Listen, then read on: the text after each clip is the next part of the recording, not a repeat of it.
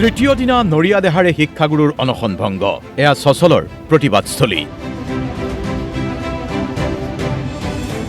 বিগত তিনিটা দিনেই প্ৰচণ্ড শীতকো আওকাণ কৰি এইসকল শিক্ষকেই বিদ্যালয় প্ৰাদেশিকীকৰণৰ দাবীত আমৰণ অনশনত বহিছিল প্ৰচণ্ড শীতত প্ৰতিবাদী শিক্ষকৰ স্বাস্থ্যৰ দ্ৰুত অৱনতি ঘটে আৰু অৱশেষত অপ্ৰাপ্তিৰ বেদনালৈ বাতিল কৰিবলগীয়া হ'ল আমৰণ অনশন কাৰ্যসূচী আমি আসলে অতি দুঃখিত মুখ্যমন্ত্ৰী হিমন্ত বিশ্ব শৰ্মা মহোদয় তেখেতৰ নেতৃত্বাধীন চৰকাৰখনৰ পৰা আমি যেনেদৰে সঁহাৰি আশা কৰিছিলোঁ কোনো সঁহাৰি নাপালোঁ আমাৰ শিক্ষকসকলৰ মাজৰ প্ৰায় 15জনে শিক্ষক অসুস্থ হ'ল তেওঁলোকক মেডিকেলাইজ কৰিব লগা হ'ল 10জন শিক্ষকক ৰিটায়াৰ তাৰ পৰা ৰিলিজ দিছে আৰু 5জন শিক্ষক এতিয়াও মেডিকেলতে আছে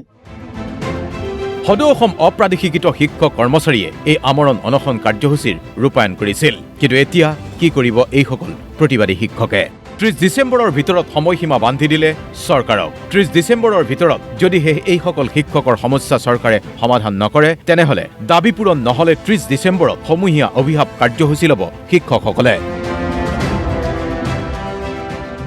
আইনখন সংশোধন আৰু শিক্ষকসকলক প্ৰাদেশিকৰণ কৰাৰ এটা কাৰ্যকৰী ব্যৱস্থা ল'ব বুলি আমি আশা কৰিছোঁ অন্যথা কিন্তু আমি এই 30 তাৰিখৰ পিছতে আমাৰ যিটো আজি স্থগিত সাময়িকভাৱে স্থগিত ৰখা যিটো সাময়িক অভিশাপ কাৰ্যসূচী এই অভিশাপ কাৰ্যসূচীটো ল'ম